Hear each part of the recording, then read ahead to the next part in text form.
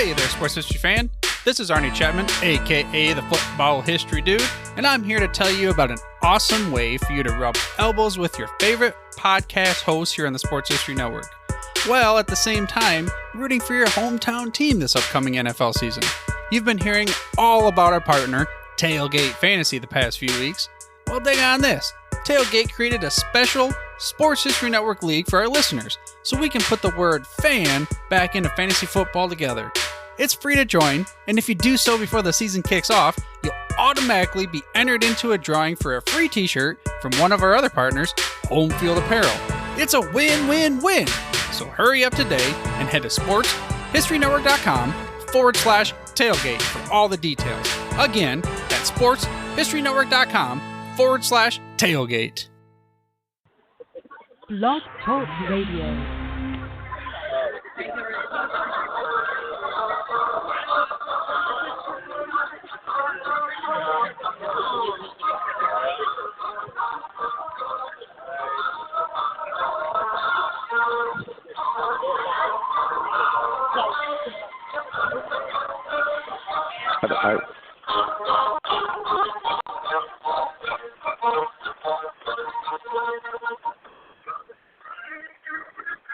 Tonight we will go back in time to seasons past, when 22 men graced the rugged fields of yesterday, fighting for one more first down, one more yard gain, one final score which will bring victory after 60 minutes of battle on the gridiron. Tonight we'll explore the world of Gridiron Greats. Welcome to Gridiron Greats Football History and its Memorabilia on the Gridiron Greats Publishing and Broadcasting Network in conjunction with Swick Enterprises. And we're live from the Wallingford, Connecticut home of Gridiron Greats Magazine. I'm Bob Swick, publisher and editor of Gridiron Greats Magazine, and I'll be your host for the show. Gridiron Greats is the only publication in America which focuses upon the history and memorabilia of the North American football game since its inception in 1869. We cover 140-plus years of football history and memorabilia. You can find us on the web at gridirongreatsmagazine.com. And we're sponsored by MSB Sports Cards. Please check out their website for a large variety of football, cards, and memorabilia at msbsportscards.com. And we're also sponsored by BST Auctions. Check out their website for bstauctions.com. It is at this time I would like to introduce my co-host. He is a senior contributing writer to Gridiron Greats Magazine, a football memorabilia historian, specializing in pre-World War II items, in particular Red Grange, and also Seattle Seahawk items, in particular Steve Barger. He hails from Portland, Oregon. Joe Squires. Joe, welcome to the show. Bob Swick, Captain. How are you, sir? Good morning. I'm good. And due to the wonders of broadcasting, we are broadcasting on a Saturday here in Connecticut, which is noontime, but it's 9 a.m. your time in Portland, and I do believe you're at a charity event. And if you want to give us a quick promo on that charity event, we'll be glad to take it here. These our podcasts are very cheeky and down home. That's what I love about them. Our guest today is a reverend, and he had some sermons he was doing on Sunday. And I signed up for a Beat Cancer charity 5K walk. My family, some friends, and I own an electrical company, for those who don't know. And so there's about 20 of us that are doing this 5K walk. Couldn't move that, and as it turns out, we couldn't move when the Reverend was speaking. So here I am. I'm going to be walking and talking, and everybody in my group kind of laughed. They're like, wait a minute, you do a podcast? I'm like, yeah, oddly enough, with a guy in Connecticut. It is a unique time for the podcast today as we are doing a multiple what's a good way of putting it? We're trying to help a charitable organization across the country, and we're also trying to get some information for football memorabilia and history. So it's pretty cool. Indeed. So, Joe, we haven't talked in a couple of weeks, but a lot going on in the football world, and just to give a little background on what we're going to talk about today. I and those people who know me and know my collection realize that I am very much big on oddball football cards. Yep. And oddball football cards to me are a unique part of our hobby and something that's very, very interesting to me. Something I took a great liking to back in the early 80s, finding inserts and so on and so forth. So we're going to talk today about what's the oddest oddball football cards that we've collected, if any. And I'll lead it off with you, and I'm going to give some background after you go. Perfect. And I try not to call them oddball. I call them esoteric because it makes me sound a little smarter. And oddball kind of means, I don't know, who knows. But, what's interesting is, the latest Gridiron, the past Gridiron that just went out. Sorry, some people are excited to start to walk. The past Gridiron that went out, I started, an article that said, the things we collect. And in there, I started, the self-realization that, we all collect some weird stuff, and however we come across it. I mean, my charter, article was on the Yalo set, which is about as odd as they come. We all have some oddball things in our collection, esoteric, as we say. But you brought this topic up, and I started searching through my set, started searching through my memory. I'm like, wow, I may consider them oddball or esoteric, but they're actually kind of mainstream. I mean, and the oddest oddball one that I could come up with was like a 26 Shotwell. Most of my collection revolves around Red Grange or Jim Thorpe, so the 26 Shotwell was an odd one. I have a couple of weird postcard sets from the Pottsville Maroons that are teen pictures that were turned into postcards. I used to collect a 51 Topps Magic set. I would consider that an oddball set, but there's oddball, there's esoteric, and then there's just fun things that are kind of mainstream. It's kind of interesting. Well, it's interesting too. You wrote an article a few years back on NFL pencils, which is definitely oddball to collect, and a lot of people do collect that set. And I was always big on stickers over the years, and I know we talked a little bit about the sticker sets and the like. And I can think back to 1981. There was Topps introduced what was called a red border sticker, in which you put money into a little machine, like the candy machines that were at discount stores and supermarkets and the like, and you got one sticker for a quarter. And that has become a very much a set in demand with regards to completing and collecting. And I know I collected it's a beautiful set. Back. I finished it. And, again, that's pretty oddball. But, going through my sets and trying to figure out what was the most oddball is and it's a beautiful set. I love that set. The red border set. Yeah, it is. And it has basically all stars in it, too. So that's what makes it very interesting also.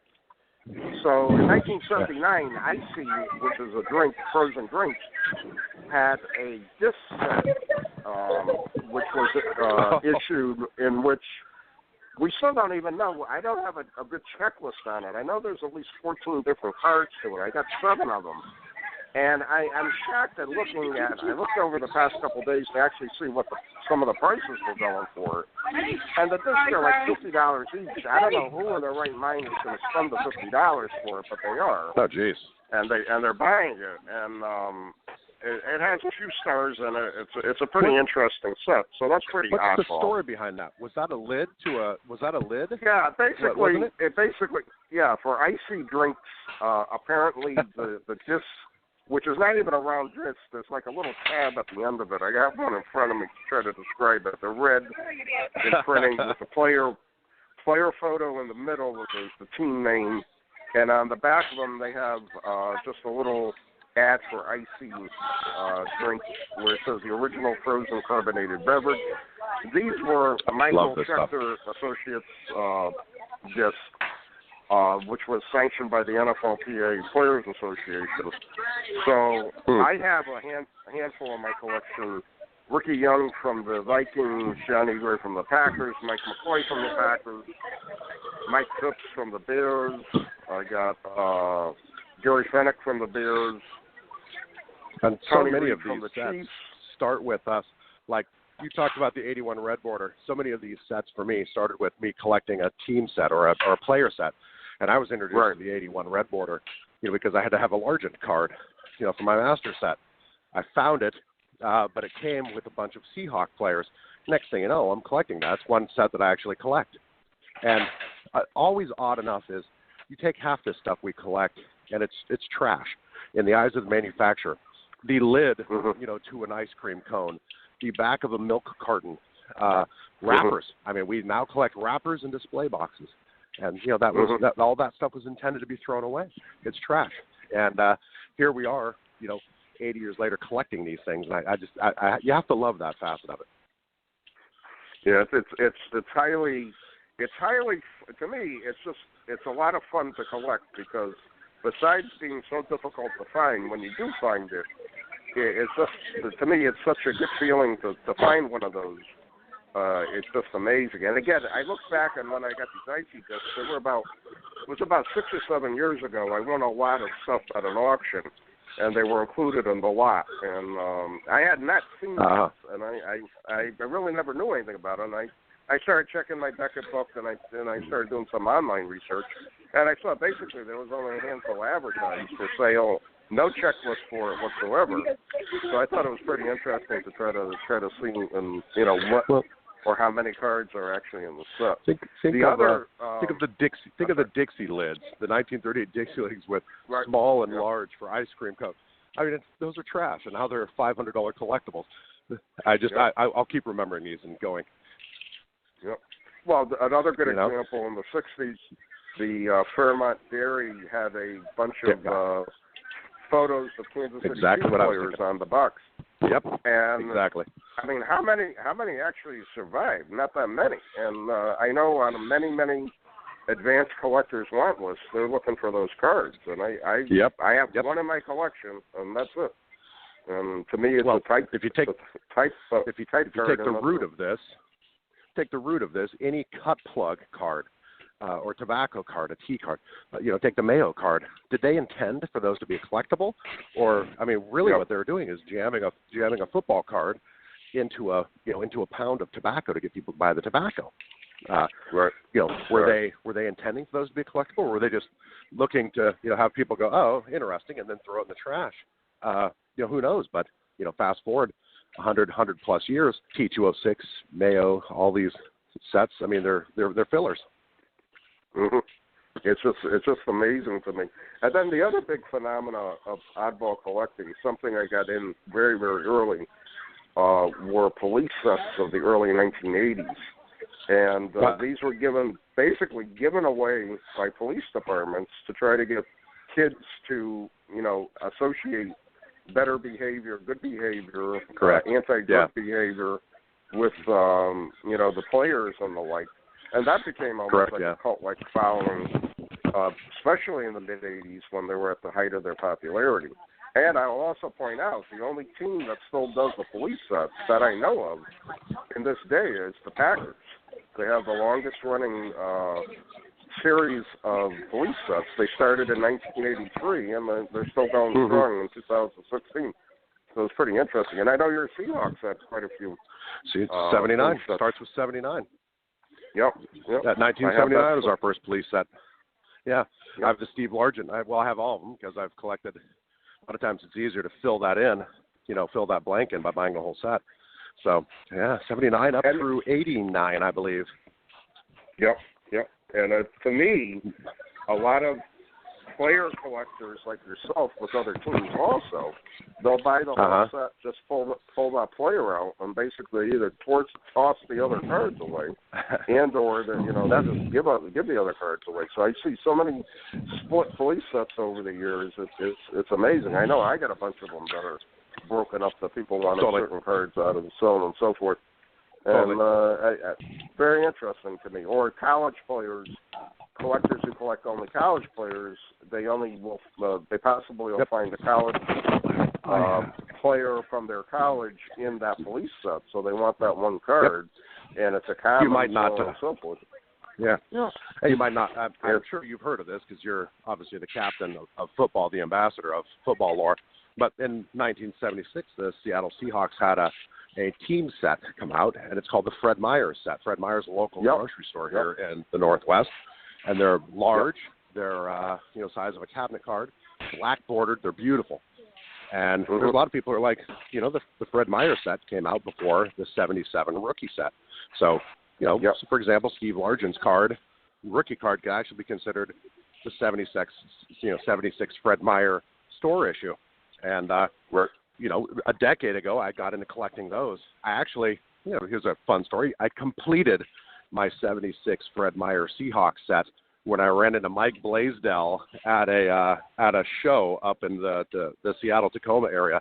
He was set up there. I walked by. I'm like, Seahawks set. We started talking, and I'm like, do you have any of this? And everything I threw out, Mike knew more of than me. Finally, I'm like, who the hell are you? Inigo Montoya. I don't know. And that's how I met Mike. Is he wrapped up my 76 Seahawks set. Wow. Well, and I tell you, that's a tough stuff because I've never seen any here on the East Coast.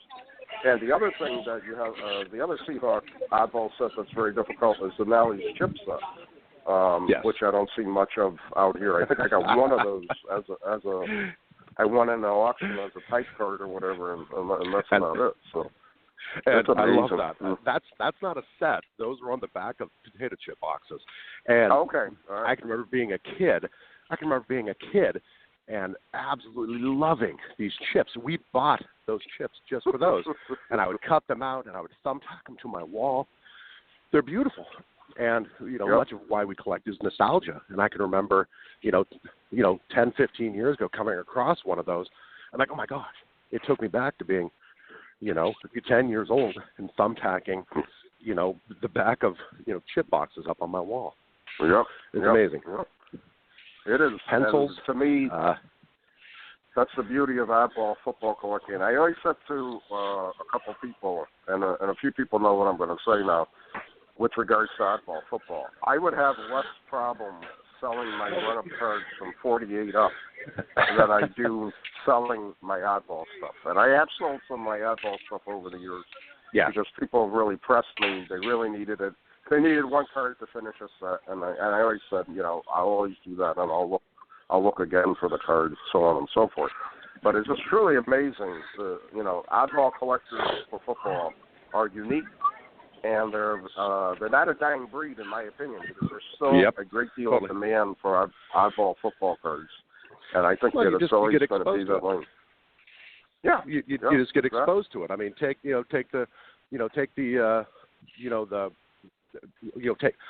that. Hang on, dog almost hit me. The Pottsville Maroon postcard set, or the, I was introduced to that by Andy Becker, and I'll never forget. 5-6 years ago, I'm sitting in my car, and Andy called me, and he was saying that he had these. He'd never seen them. When a guy like Andy Becker says, "I've never seen these," you're like, "All right, you have my attention." He starts describing them, and I'm like, "Man!" And he's like, "These are the oddest of the oddball." They put the S-O in esoteric. So, I mean, exactly. And how I'm introduced to some of these oddball sets, finding them. I mean, I'm looking for Steve Largent card. I come across a red border. I come across a Fred Meyer set. I come across an Alley's box. Or, I have an advanced collector like, Becker, Spano. I mean, Carl, obviously you, call me and, hey, check this out. And you're like, wow, never seen that. That's awesome. I mentioned pencils a minute ago. I'll never forget, probably 8-9 years ago, I'm thumbing through eBay and I come across a pencil. And again, suddenly tripping down memory lane, being on the school bus, trading pencils. And next thing you know, I'm collecting them. It's a weekly eBay search still for me. The striped ones. I wrote an article, I think 4 years ago, Gridiron Graphite. My wife Stacy came up with that title.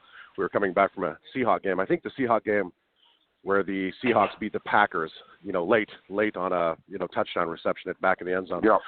But I digress.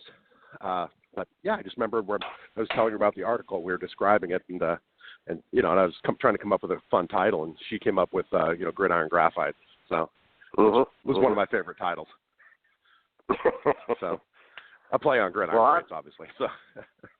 Oddball football is alive and well, and again, I continue to say that there's still a lot more to be discovered in oddball football, and anything that we find we'll share with our Gridiron Great listeners and in the magazine.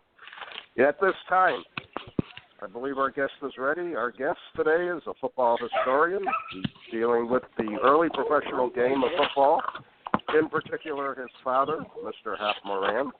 He has developed the website, hapmoran.org, to tell this amazing story. Our guest was a previous guest on our podcast back in February 8, 2012. I'd like to introduce today the Reverend Mike Moran, the collector and son of New York Giants legend Hap Moran. Mike, welcome to the show today. 2012? That how time flies. Indeed. 5 years ago. 5 years. I had more dark hair on my head than I do now. Yeah, 5 years ago. And Mike, welcome to the show. Rev, if you don't mind, I'm the one who asked Bob to bring you back on, the show. So, sorry to disrupt your weekends, but I'm, obviously a huge fan of your collection, everything you do for the hobby. I'll probably say this about 4 times throughout the show today, but we all, are kind of living, in football legend. You and your family are football legends. So, yeah, just him. Thank you for coming on the show. He's the only legend here. Is my father.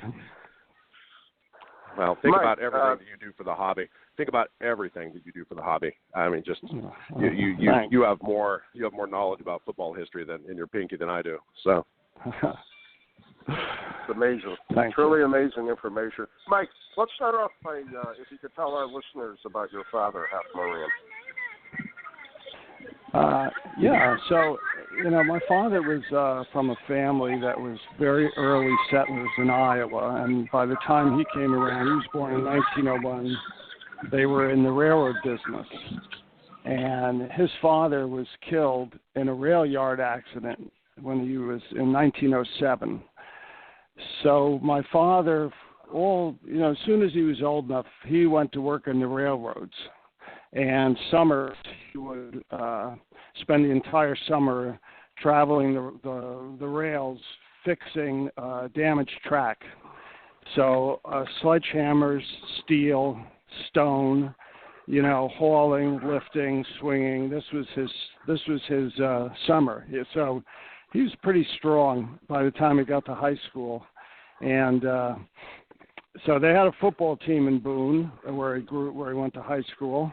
But basically, he was a basketball player. He was captain of the Iowa All-State basketball team. His team went to, in those days, the college coaches weren't allowed to recruit. So Amos Alonzo Stagg had the idea. He put up a national intercollegiate basketball tournament at the University of Chicago and get all these athletes to come to him.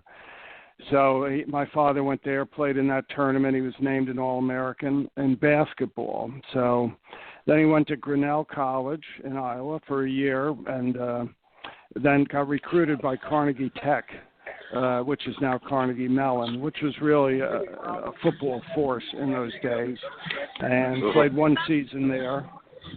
The interesting thing about that season was they played Notre Dame, and the 1922 Carnegie-Notre Dame game was the first time the four horsemen ever lined up together in the backfield for Notre Dame. Wow. So then he went against your dad. Well, my father was in the backfield for Carnegie, yeah. Yeah, for Carnegie, against, yeah. Yeah. And so then he went back to Grinnell, and when he graduated from Grinnell, he got recruited by the Frankfurt Yellow Jackets. So he played there in 1926. And they won the NFL championship that year. And then he played there a few games in 1927 and got recruited by the Chicago Cardinals. So he went to Chicago. And the reason he got recruited was, Guy Chamberlain had been the coach of Frankfurt in 1926 when they won, and then Chamberlain went to the Cardinals. For some unknown reason, he was dismissed after winning the championship as coach. Then so 28, he played for Pottsville. And at the end of that season, Pottsville ended kind of early, and the Giants picked him up. There was a big star from Yale named Bruce Caldwell, who proved to be a dud in the pros. Maybe I shouldn't say that if his family's listening. But anyway, he was let go by the Giants, and they picked my father up to take his place for the last game of the season, and then he stayed with the Giants through 1933. Then in 34, he played a little for the Patterson Panthers, and I don't know what happened in 35, but in 36, he coached the Patterson Panthers, and they won the American Association Championship. Then he married my mother, and his football days came to a screeching halt. He actually coached youth football in Sunnyside, Queens, through World War II until the war broke out, and most my life growing up, I was born in 47. He was an executive with the Western Electric and worked in Lower Manhattan on Broadway. And so that's really how my experience of my father was as a businessman, putting on his suit every morning, taking his daily news, and getting on the subway. Wow. At what point did you discover, like, wait a minute, my dad is a football star? I mean, I discovered it when a kid in Cub Scouts told me. I didn't know it. Like, is your dad Hap Moran? I was like, yeah, but he played for the Giants. I said, what? Yeah, there was the only thing in our house that related to football was a picture of him, a drawing from when he'd been the coach of the youth team in the park next to our apartment building, Sunnyside Park. And so, yeah, I didn't know that he played professional football until somebody told me. I must have been like, well, how old are you in Cub Scouts? 8, 10, 7? 10 or so? Yeah. 7 or 8, yeah. Wow. That's incredible. Where did he keep most of his memorabilia? He didn't have much memorabilia. He had his my grandmother, his mother, kept 2 scrapbooks. And what he had was in the drawer with his socks. He really didn't have very much. He had very, very little. Wow. Well, Rev, we talk about, we have guests on here. We tend to ask them what their favorite items in their collection is. I mean, and for you, there's items in the collection that are, that you collect because they're awesome, and then there's items that are nostalgic. I've been lucky enough to see quite a few of the items in your collection and just how amazing and how part of football they are. It's probably hard to whittle it down to a top 3, 4, 5 favorites, but if you could, I mean, mostly this is just a list of some cool things in your collection. I'd love to hear it. Well, the thing that got me started was the 1933 Diamond Matchbook. So I didn't have one. I have a brother who's 7 years older than me, and he had it. And when my father died, he brought it up to the funeral, and I said, Mark, where'd you get that? And he said, oh, Dad gave it to me. And I thought, oh, my gosh. Now I got to get one of these. And this was 1990. The funeral, he died in 94, the last day of the year, in 95. So, I went online because, online was just starting in 95, right? And I started looking around, or whatever you did then. I don't even think Google was there. And I ran across a matchbook collectors club called the Rath Camp Match Collectors Society. And I just got email addresses and wrote to these guys, and 2 of them said, we have it, and they sent it to me free. They said, just join the club. They were having some kind of contest. Whoever got the most new members won a prize. And so the matchbook, I hate to say it, if somebody reached out to me and said my dad was Hap Moran, do you have an extra matchbook? I mean, it's a privilege to hand that person a matchbook. I wish more people felt that way. So the matchbooks is one thing. And the second area kind of is photographs. We did have a photograph, a PR photograph of my father from the Giants, but it's been really fun that when, as you know, these newspapers have been dumping their archives, and they have been, they've been selling thousands of these things online.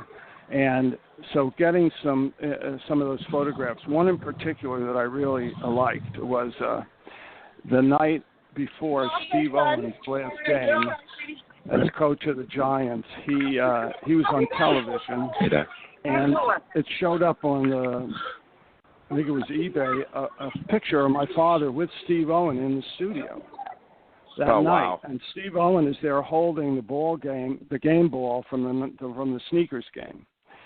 And the funny thing about it was the photographer must have been on his knees because he's looking up at my father and Steve Owen, and that would have been the exact angle that I, as a 7-year-old at that time, would have been looking up at them. And I remember meeting Steve Owen, too, at that time.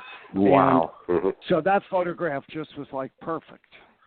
The other thing is programs. You know, my father's picture was on two Giants home game programs. One in 1931 against the Green Bay Packers, and the other in 1932 against the Boston Braves. So, those are great. And did the Giants win that game against the Pack?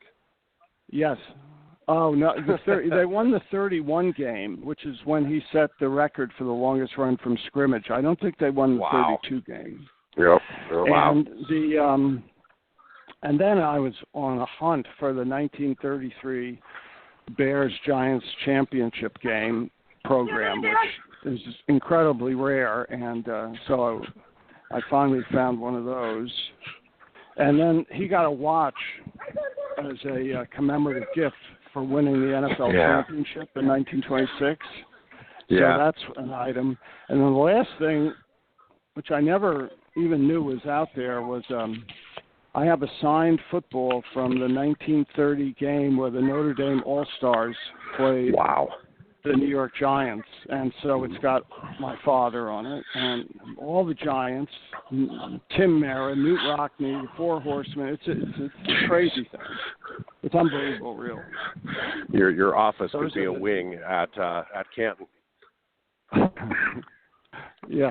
You know, Mike, getting back to one thing you said, the fellow from the Matchbook Club gave you the matchbook for free. I know over the years I've had letters written to me from, like, former players, and these are guys from, like, the 60s and 70s. They're looking for their cards, blah, blah, blah. I would never think of charging them for their card. You know what I mean? Yeah. And to me, it was so insignificant. I mean, even if it was a $2 card, what's the difference? I mail it to them. And I used to provide, a guy who used to play for the Giants, his name was Dan Goich. He lived in Vegas, and he out of the blue, he wrote to me in the 80s, and he was looking for all of his cards. So I would be on a search for him. I'd try to find them, and I would send them out to him. I said, well, just send me an autograph and, don't worry about it type of thing. But you're right.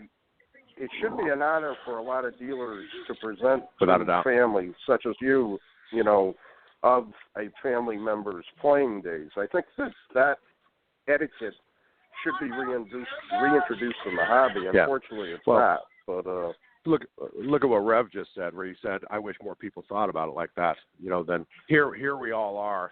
I mean, that should be the staple. I mean, it's just, and I think that's healthy to the hobby. Bob and I've talked about it before. There's just certain people who contribute to the hobby and pass the baton and keep the thing going. Right. And I would consider handing cards off like that to be an honor, like you said. Yeah, my favorite thing, one of my favorite things in collecting, and because I have the website, is when I'm contacted by family of people like of an ex-player. One guy that contacted me was Shorty Ray's grandson. And I had a whole bunch of Shorty Ray stuff because I was on a kick to try and get, Hall of Fame autographs. And I had bought like 18 copies of the yearbooks where he was a high school teacher from some vocational school in Chicago, thinking I've signed one of them. And eventually I just gave up. And sometimes, you want everything, and when you can't get that last thing, I give up and I just send it all off. So I sent him everything. And Another guy that contacted me was a guy named Dale Andrew, whose grandfather, I'm not sure father or grandfather, was Andy Andrew, who was my father's coach on the Giants in 1929. Wow. And he had played on the Great Lakes Naval Training Station team. Wow. With George Hallis, Jimmy Conzelman, Patty Driscoll. So I got on a kick and was collecting the magazines from the Great Lakes Naval Training Station, and giving him stuff. And recently, most recently, the grandson of Dr. Harry March and I have been in close contact. And he actually didn't have a signed copy of, the book Pro Football, Its Ups and Downs by Harry March. And I had a copy signed by March with a letter from this kid's grandmother in there. So I was able to get, that is very satisfying. And when you can help a family member. That would bring me to tears to have somebody achieve a goal. Yeah. Yeah, to give me a letter from my grandmother to my grandfather. Wow, that's incredible. Yeah, it's amazing, truly amazing. Hey, Mike, what's the most difficult item you found from your father, of your father's, while you've been collecting? One of the hardest things was his autograph when he was playing. Huh.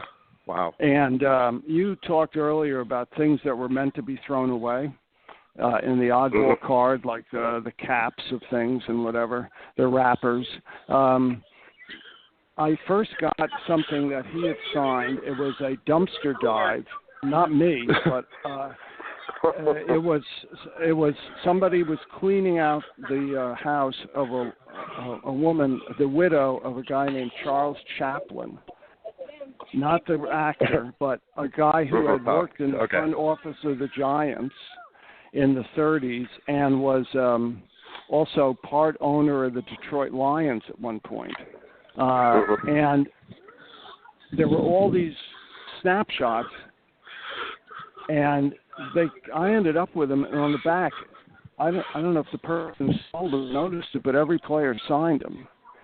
So there was like 4 in there with my father having signed the back from 1932. Were they like advertising pieces, or? Were they like intended to be advertising pieces, team photos? No, I think they were just they look very informal.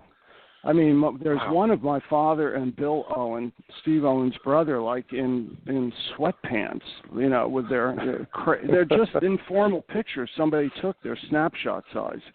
I think this guy Chaplin also did PR, and some of the pictures that were in the set looked formal, like they were for publication, and I've seen them other places, but some of them were just informal shots. And so that was great. And funny story about Chaplin. He got arrested along with one of Tim Mara, or the older Tim Mara's nieces, because a couple federal agents went up to the Giants office to buy tickets for the 1938 championship game with Green Bay. I think 38 or and they didn't give him the right change, and they charged him with. So they gave him a $20 bill, and they didn't give him the right change, and they charged him with kiting the prices to avoid paying the federal tax on it. It was a matter of like $1.50. And the case actually, the Giants fought it, and the case actually went to court. It was crazy. I mean, you imagine buying 2 championship tickets for $20 and getting change. Slow day at the slow day. And then I found that 1933 championship program is very rare for some reason. That was another long, torturous trip. And the one I found was autographed by all the Giants. I think it came from I was told that it came from the estate of, let me see, I got it in somewhere. I think it was Moose Krause, Ed Krause. And So it had been in the possession of a player's family for many, many years, and then it just came out, and it's in perfect shape. And the nice thing about it was my Dad's signature was in a very sweet spot, right in the middle on the front. Cool. So those were that kind of stuff. That was very difficult. Wow. Hey, Rev, we like asking guests about stories, from their collecting days. And the joke that I use is chasing down Steve Largent in the airport, gangway to get his autograph, which never happened, but it sure sounds funny and actually sounds plausible when you know me. But as I mentioned, you are part of living football history. And as the show was going on, I was like, man, Hall of Fame, the inaugural Hall of Fame class would have happened when you were probably 20, 21. I mean, did your dad go to you? You've got to have some amazing stories that are just entwined with football. My father what was the inaugural year? 63? Was that the inaugural year, or 65? He didn't go. He went to the Hall of Fame after he retired. So he retired in '66 from his work, and he and my mother went out there to Canton and went to the Hall of Fame. The thing that I remember was just going as a kid. We would go on election day. We would go up to either Polo Grounds in Yankee Stadium, depending on the year, and we would watch the Giants practice. But of course, I didn't think at that time of I wasn't collecting. I think at the time, think if I was a collector when I was a kid, if I bought into that 55 Topps All-American set. I mean, my father probably knew half the people on that set. I probably could have gotten the autographs. I used to be in touch with. I'm not sure how he's doing now, but Ken Strong's son, and my father always. It was Ken Strong who kind of knocked my father out of the backfield for the Giants, but I never heard him say a word about him. He would always say he was one of the, the greatest that he had the opportunity to play with was Ken Strong. And Ken Strong lived not far from us in Queens, and but apparently he was a good golfing buddy with Babe Ruth. And one time the son was at a Boy Scout meeting, and I guess his father and the Babe had been playing golf, and Ken Strong was a liquor salesman later in life, and maybe they'd been sampling too much of the product, and they showed up kind of half in the tank at this Boy Scout meeting, and started, fooling around with everybody. Naturally, it broke it completely to pieces, and signed everything in sight. I love that. That is absolutely great. That's a great story. Any meeting? I mean, did later on in life, did your dad have anyone? I mean, you talk about meeting, Owens, and I mean, did anyone come over to the house or anything? I mean, most of people's stories are I happen to run into somebody, at an airport or a grocery store. No, the Owen family was from Kinsley, Kansas, and it happened that my mother's sister lived in Kinsley, and so Steve Owen relocated to New York City. He lived in, but Bill, his brother, who was a very good football player, a guard on the Giants, and also later an assistant coach, and a coach in the American Association for the Jersey City Giants, which was kind of a farm team for the Giants at one point. He went back and lived in Kinsley, Kansas, and he owned a liquor store there. And, Kansas being what it is, was then anyway, they wouldn't let him help coach the high school football team because he owned a liquor store. So I do remember going out to Kansas and being in the back seat of my father and Bill Owen in the front seat, and Bill Owen chewed tobacco like crazy and had a big coffee can next to him in the front seat, and they're driving down the road telling tales, not really about football games, but about escapades on the train or whatever, and him constantly spitting into this football, into this can. The coffee can. He was the one guy I met the most frequently. My father kind of dropped out of the scene. In fact, I've gotten correspondence through a couple people, including Jeff Payne, where the Pottsville Maroons reunion committee were trying to locate my father, and it shows all the wrong addresses that they went to, and then so he was not easily found. The problem is there's too many Morans. And then when the NFL pension for the pre-59ers came up, my father read about it in the paper, and he called the Giants, and they got put on the phone with Wellington there, and Wellington said to him, "Hap, we thought you were dead." Wow. That's a letter? That's a letter? Or? No, he was on the phone. My father called to find out about the pension. And so they put him through to Wellington Mayor, and Mr. Mayor said, "We thought you were dead." Yeah. Wow. My father. Wow. Too many Maras, or too many Morans. I love that phrase. Too many Morans. I guess there's too many Morans. Mike, do you have a most wanted item left relating to your father's playing days that you're looking for? Great question. Great question. There's a guy. There's a guy who's been trying to get team photos of every year of the New York Giants, and he's gotten a number of people in on his project, and I'm included in it. And there's some team photos I'd love to find, like the 1932 Giants or the 1936 Patterson Panthers, which I've seen in a Spalding book, so I know there is one. Wow. I don't know about the 32. I have the book with a picture of the 1926 Frankfurt team, but I don't have an actual photo. I've never found a Cardinals home program from 1927 with him in the lineup. And I was always looking for a program from that Notre Dame conference in 1922. Wow. That's another very elusive thing. So those. But the last couple things I've found, I wasn't even looking for because I didn't even know they existed. Do you know what I mean? That's like that Notre Dame.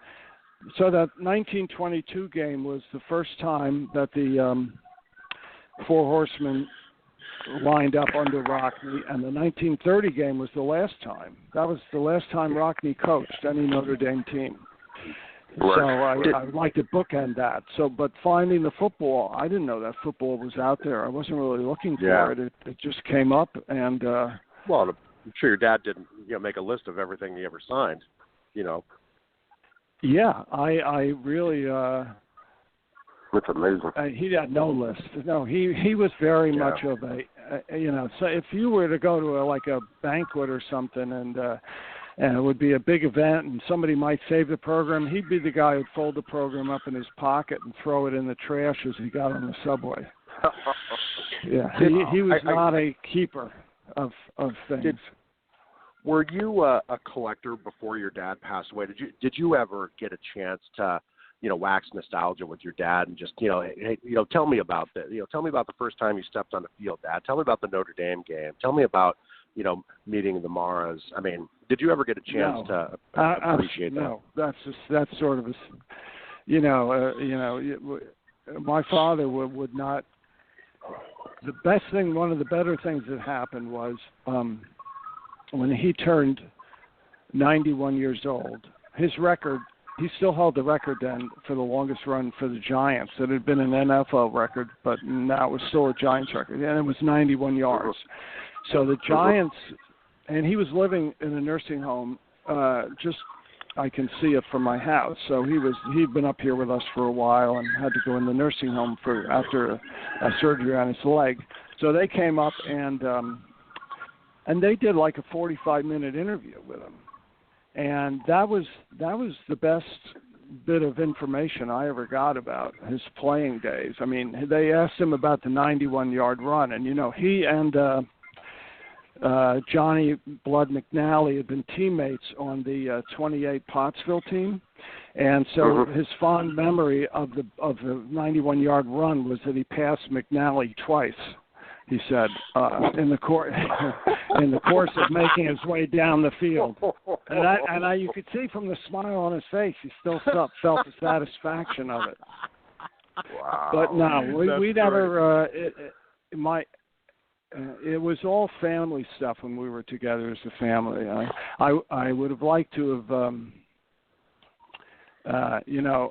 actually what got me into looking into all this at all was that Bob Carroll from the Professional Football Researchers Association reached out to me when my father died and just wanted some information. And he actually knew more than I knew. I didn't know my father had played for the Cardinals or Pottsville. All I knew was Yellow Jackets because of a picture in a book, and Giants. And so he asked me to write an article for the newsletter, and so that really got me into trying to. That was very much a catalyst for me digging into all this deeply and just trying to get it right. I used to own a newspaper in New Jersey, and I do like to get things right before they go into print, which is not always easy. So that really got me much deeper into it. Was writing that article for the Coffin Corner newsletter. Right. Wow. And that's for our listeners who don't know, that's the Professional Football Researchers Association, PFRA. You can do a quick Google search and it'll come up. And I recommend if any listener is not a member, join, because they have a great newsletter on the history of players and the game itself. Very, very good newsletter. But that's an incredible story, to say the least, with regards to being your father and really not knowing much about his playing days. That's amazing. That really is amazing. I got to say, when he died, as far as collectors contacting me, people really wanted game-used uniforms. Yep. Oh, yeah. Did your father have a helmet? Did he have a jersey? Did he have this or that? Yep. And that was the largest group of people that contacted me. They got to cut those were the hounds. Yeah, they must have been looking at the obituary pages. Well, people unfortunately pour over the obituaries for ex-players of all sports, and then the first ones to contact the family right away. You do want to, sell your loved one's collection immediately, type of thing. And I'm not a big fan of that, to say the least. So, but I can imagine, you really got hounded with calls right after he passed because of that. Of his career and how unique of a career he had at the beginning of the game. That's truly, truly historical, to say the least. And can you imagine if he kept any of that stuff? Game jerseys or helmets. I mean, they're priceless. Yeah, no kidding. Yeah. Those are all I grew up in a 2-bedroom apartment in Sunnyside, Queens, where you had two kids and my father, and there was like 4 closets. And if it didn't fit in there, it went out. Which is something. Now I have an office. I have a house. I have a 4-car garage. I'm beginning to appreciate the wisdom of living in a 2-bedroom apartment. Yeah. Well, it was also that generation. I mean, Bob and I have talked, before about. I think, Carl, had an article once where he talked about the voracious vacuum of, paper drives and, of the war. Right. I just think part of that was ingrained in that generation, that greatest generation, is, just less is best, just to, they didn't have that live in excess, that we have now. So. That's right. I talked one time to, on the phone with Andy Robustelli because I was looking for stuff myself. I was hounding him, and I said, my father didn't keep anything, and he said, of course not. It's like, people forget what Well, he had a sporting goods store in Stamford, I think. And the story I heard was that, the day after the greatest game ever, and they won the championship, and the next morning he was in the store behind the counter. It wasn't. It was different. Yeah, exactly. To say the least. Different time at a different place, to say the least. Well, Mike, we're almost out of time. Thank you so much for being on again and retelling the story. It's just an incredible historical story of the early game, and your father was very much a focal part of it, a great player, a great legend. I just thank you so much for being on again and sharing it with us, and I do really appreciate everything you've done to preserve his name and the early game. It's an amazing. You have an amazing collection and an amazing story, and it's wonderful to hear. Yeah, it's humbling to have you on the show, Rev. Thank you. Okay, you're welcome. Mike Moran, and talking about his father, the legend Hap Moran. All right, we're down. We're in our goal line stance. Joe, I'm going to hand off to you. What did we learn on today's show? That generation. I love hearing those stories. Couple guys tipping some drinks back, driving around, talking about train rides. I mean, the humbleness, living in a two-bedroom apartment. I've said this to Rev several times, and it's just we all are here we are collecting football history. There are some people out there who are football history, and sometimes just being close to it like that, and I can appreciate that. I was the same with my grandmother. She was in World War II. She never talked about World War II. And it was a little too. I think there was one time she brought up a V-2 rocket flying over the building she was in London. Oftentimes you don't think to ask these things until people are gone. So I can appreciate that. It's funny. It was the opposite with my father, who was in World War II, Europe, and my uncle, who was in the Pacific. I got a living history from them. They would talk about it all the time to me when I was very little. Oh, really? And as the years progressed, they talked about it less and less. And I'm so fortunate I got that living history from them, and I got a much greater appreciation for our military and for the war itself, and of all wars. And I always found it interesting, which is why I find history so interesting, because it is something in the past, and if it can be preserved, it's just truly amazing. And it's the same thing with early football history. And I always say, I know I said this before, how many programs still exist from the 1920s? They're rare. Yep. How many programs exist from the 30s? They're rare. I don't care if they're a college program, if they're a professional program, if they're a high school program. They're tough, and they're very rare, and to me, they need to be preserved and picked up if you find them. How many people thought to take them home instead of throwing them away? How many of them, survived, the paper drive, and how many of them survived, mildew, mold, moths, fires, floods, et cetera, over the years? I lost a couple of uncut sheets, about a year ago. I had a, condensate pump in my furnace fail, and it flooded, it didn't flood, just, about, half an inch of water. Well, I had a couple of uncut sheets I hadn't put away yet, and, they got damaged. Luckily, they were in 1974, so it's not, not very valuable. But, think about some of the teams, that Rev rattled off that his dad played for, the Steamrollers, the Maroons, the Cardinals, the Giants. I mean, these were, the bedrock of football. I mean, that's pretty amazing.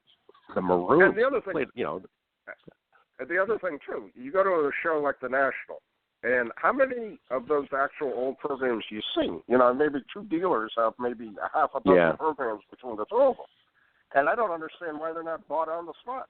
I mean, that's my opinion. Good point. They're rare as far as I'm concerned. All right, we're I've got 2 probably. minutes.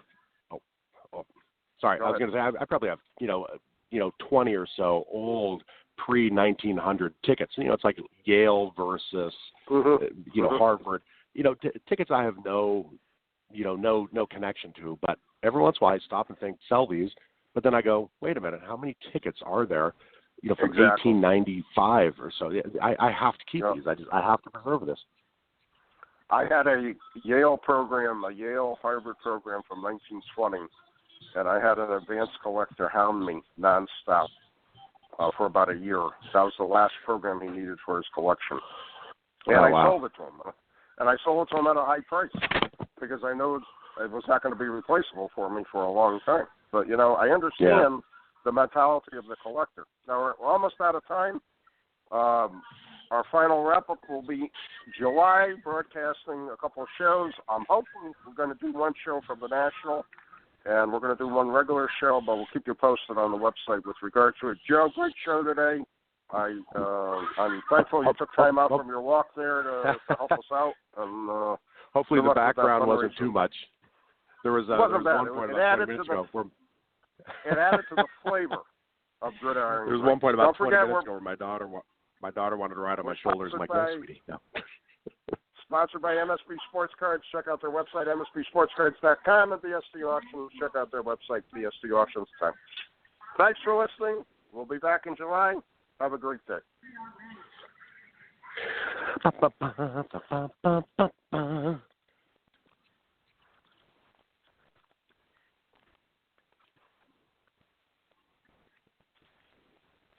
Hey there, sports history fan. This is Arnie Chapman, a.k.a. the Football History Dude, and I wanted to thank you for stopping by to listen to another episode here on the Sports History Network. Our podcasters are passionate about uncovering and sharing sports stories from yesteryear. And if you didn't know it already, we have over 30 shows across the network covering all sorts of sports history topics. In fact, here's a glimpse into one of our awesome podcasts here on the network. Each week, the official Football Learning Academy podcast will take you deep into the history of pro football through interviews with players, coaches, or administrators in the NFL, as well as interviews with Pro Football Hall of Fame selectors, authors, and historians. You'll learn how the game evolved and important moments that shaped the sport into what it is today. And don't miss the Pro Football History Nugget of the Week. Listen to the official Football Learning Academy podcast on the Sports History Network. How about that? I bet you're super hyped to go listen to that new podcast, right? Well, to learn about this show and all the other podcasts on the network, head over to sportshistorynetwork.com/podcast. Again, that's sportshistorynetwork.com/podcast. Head over there today to find your next favorite sports history podcast.